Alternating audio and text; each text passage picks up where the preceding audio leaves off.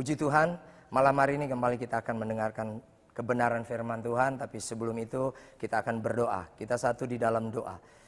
Kami bersyukur kepadamu Tuhan karena Engkau baik dalam hidup kami. Kalau sampai saat ini kami bisa ada sebagaimana kami ada, ini satu bukti kebaikan Tuhan, bukti kemurahan Tuhan yang Tuhan sudah berlakukan dalam kehidupan kami. Terlebih pada malam hari ini Tuhan, Tuhan masih beri kami kesempatan lagi untuk kami bisa mendengar sebagian daripada kebenaran firman. Berfirmanlah ya Tuhan bagi kami, firmanlah kekuatan dalam kehidupan kami. Hamba-Mu yang akan menyampaikan firman Tuhan, Kau urapi hamba secara khusus. Hamba tidak punya kemampuan apa-apa, hambanya berserah total kepada Tuhan. Roh Kudus pimpin pelayanan hamba pada malam hari ini. Dalam nama Tuhan Yesus Kristus, hamba akan menyampaikan kebenaran firman Tuhan. Haleluya. Amin. Puji Tuhan, mari kita buka Alkitab kita masing-masing. Kita buka Injil Markus pasal yang keempat, ayat 35 sampai yang ke-39.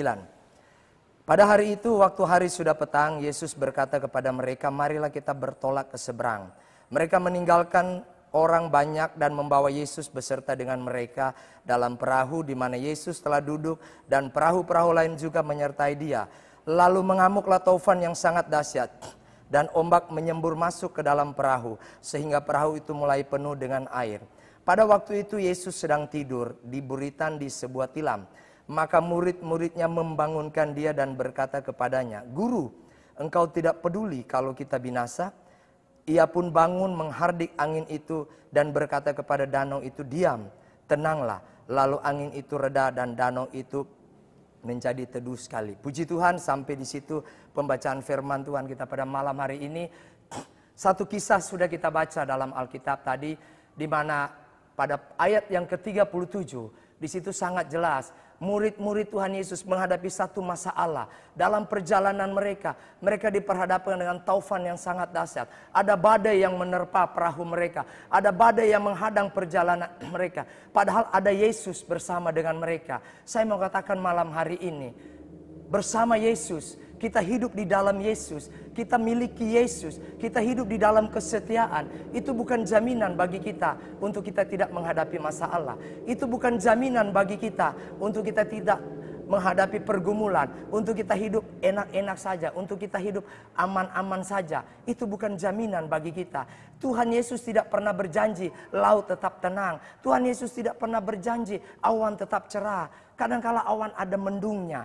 Tapi Tuhan berjanji Dia akan menyertai kita. Tuhan berjanji Dia akan selalu melindungi kita. Di dalam Yesus, kita tinggal di dalam Yesus. Saat kita menghadapi badai, di saat kita menghadapi pergumulan, sebesar apapun itu, Tuhan akan jadi jawaban dalam hidup kita. Tuhan akan jadi solusi di dalam kehidupan kita. Untuk Tuhan bisa jadi jawaban, untuk Tuhan bisa jadi solusi dalam kehidupan kita. Di saat kita menghadapi badai, apa yang harus kita lakukan? Yang pertama, itu di dalam ayat yang ke-36 dari pembacaan ayat pokok kita tadi, Markus 4. Di situ ada satu kata yang saya garis bawahi, itu membawa Tuhan Yesus. Membawa Yesus yang saya garis bawahi di situ. Membawa Yesus di sini punya pengertian yang pertama, libatkan Tuhan di dalam kehidupan kita. Utamakan Tuhan dalam kehidupan kita. Kita libatkan Dia dalam setiap aktivitas, dalam setiap rencana kita. Libatkan Tuhan dalam Yeremia 17 ayat yang ke-7, di situ dikatakan diberkatilah orang yang mengandalkan Tuhan. Tapi pada ayat yang ke-5 dikatakan terkutuklah orang yang mengandalkan manusia. Jadi membawa Yesus ini pengertian yang pertama, libatkan Tuhan di dalam kehidupan kita. Pengertian yang kedua, Tuhan Yesus itu adalah firman di dalam hidup kita. Dalam Yohanes 1 ayat yang 1 dikatakan di sini, pada mulanya adalah firman. Firman itu bersama-sama dengan Allah dan firman itu adalah Allah. Jadi Tuhan Yesus itu adalah firman. Miliki Yesus, membawa Yesus, miliki firman di dalam kehidupan kita. Di dalam Yosua 1 ayat yang ke-8 dikatakan, janganlah engkau lupa memperkatakan kitab Taurat ini, tetapi renungkanlah siang dan malam, supaya engkau bertindak hati-hati sesuai dengan segala yang tertulis di dalamnya. Sebab dengan demikian perjalananmu akan berhasil. Jadi miliki firman di sini bukan hanya sebatas kita memiliki firman begitu saja, tapi biarlah firman itu kita perkatakan, firman itu kita renungkan siang dan malam. Tapi yang kita lakukan bukan hanya sampai di situ saja. Di dalam Yakobus 1 ayat 22 dikatakan, tetapi hendaklah kamu menjadi pelaku firman. Artinya kita menjadi pelaku kebenaran firman Tuhan. Kita melakukan firman Tuhan di dalam kehidupan kita sehari-hari. Jadi membawa Yesus, pengertian yang pertama tadi, mengutamakan Tuhan, libatkan Tuhan dalam kegiatan kita, dalam aktivitas, di dalam kehidupan kita, kita libatkan Tuhan, andalkan Tuhan. Pengertian yang kedua, miliki firman di dalam kehidupan kita. Miliki firman tidak hanya sebatas dengan memperkatakan firman, merenungkan firman, tapi biarlah kita menjadi pelaku firman, kita melakukan kebenaran firman. Yang kedua, itu pada ayat yang ke-38 yang saya garis bawahi di situ kata membangunkan dia. Membangunkan di sini karena di dalam kisah ini diceritakan dan ditulis di situ Tuhan Yesus sedang tidur di buritan. Kalau kita bandingkan dengan Mazmur 121 ayat yang keempat, sesungguhnya tidak terlelap dan tidak tertidur penjaga Israel. Jadi pada dasarnya penjaga Israel Tuhan Yesus Kristus. Dia tidak pernah tertidur, dia tidak pernah terlelap untuk menjaga dan melindungi kita. Jadi pengertian tertidur di sini adalah Tuhan berdiam diri terhadap kehidupan kita. Jangan kita biarkan Tuhan berdiam diri atas apa yang kita alami. Jangan kita biarkan Tuhan berdiam diri atas pergumulan yang sedang kita hadapi. Kita perlu membangunkan Tuhan. Kita bangunkan Tuhan itu dengan cara apa? Kita bangunkan Tuhan dengan cara berseru, memanggil nama Tuhan. Berteriak, memanggil nama Tuhan. Ini berbicara doa. Biar kita senantiasa mau berdoa. Kita membangunkan Tuhan. Kita libatkan Tuhan dalam hidup kita. Dalam pergumulan. Lewat kita berdoa. Jangan pernah kita berhenti berteriak. Jangan pernah kita berhenti berseru, memanggil nama Tuhan. Ada satu kisah di dalam firman Tuhan. Di dalam Markus 10. Ayat 46 sampai cerita tentang Bartimeus yang buta. Dia mendengar Tuhan Yesus mau lewat. Dia berteriak memanggil nama Yesus. Bahkan banyak orang menegur dia supaya ia diam. Di dalam ayat yang ke-48 di situ dikatakan banyak orang menegurnya supaya ia diam.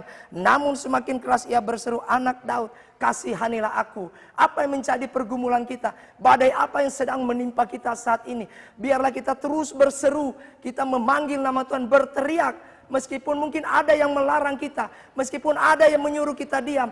Tapi biarlah kita jangan diam. Tapi kita ikut apa yang dilakukan oleh Bartimeus. Bukannya diam dia, tapi dia lebih keras lagi. Berseru dan memanggil nama Tuhan. Apa yang sedang kita hadapi saat ini? Apa pergumulan kita sebagai anak Tuhan? Yang kita lakukan membawa Yesus. Libatkan Tuhan dalam hidup kita. Libatkan dia di dalam setiap aktivitas kita. Utamakan Tuhan dalam kehidupan kita. Yang kedua, miliki firman dalam hidup kita. Perkatakan, renungkan, dan lakukan firman itu. Berteriak, berseru, memanggil nama Tuhan. Niscaya Tuhan akan jadi penolong kita. Tuhan adalah jawaban dalam kehidupan. Dia akan jadi solusi dalam kehidupan kita. Dia akan jadi jalan keluar dalam setiap masalah kita. Saat ini kita tengah diperangi badai yang cukup besar, yaitu virus corona. Banyak anak Tuhan yang menjadi ketakutan. Banyak anak Tuhan jadi khawatir dengan keadaan ini. Tapi marilah kita miliki firman dalam hidup kita. Dan kita terus berseru. Kita terus memanggil nama Tuhan. Agar Tuhan turun tangan dan bekerja atas kehidupan kita. Puji Tuhan, amin firman Tuhan. Mari kita akan nyanyikan satu pujian penyembahan sebelum kita berdoa. Kita menyanyikan pujian Kau telah buktikan, tapi refnya saja. Hanya Kau yang menjadi tempat jawaban. Hanya Kau yang menjadi tempat jawaban. Hanya Kau tempatku berharap. Berjalan bersamamu ku takkan goyah. Sebab tangan kasih-Mu tersedia bagiku. Selamanya Kau ku cinta. Puji Tuhan. Terima kasih Tuhan buat kebenaran firman yang sudah bisa kami dengar, bisa kami nikmati malam hari ini. Engkau mengajar kami Tuhan, bagaimana atau apa yang harus kami lakukan sebagai anak-anak-Mu. Di saat kami diterpa oleh taufan, di saat kami diterpa oleh badai di dalam kehidupan kami. Apa yang harus kami lakukan? Engkau sudah ajar lewat kebenaran firman-Mu. Biarlah kami sebagai anak-anak-Mu Tuhan, tetap terus memiliki firman di dalam kehidupan kami. Firman itu kami perkatakan, firman itu kami renungkan siang dan malam. Dan firman itu kami lakukan di dalam kehidupan kami. Dan biarlah kami terus menerus dan tidak jemu-jemunya untuk berseru-berseru memanggil nama Tuhan. Meminta pertolongan Tuhan, meminta pembelaan Tuhan. Kami tidak jemu-jemu untuk berdoa kepada Tuhan. Dan Engkau akan menjadi solusi dalam hidup kami.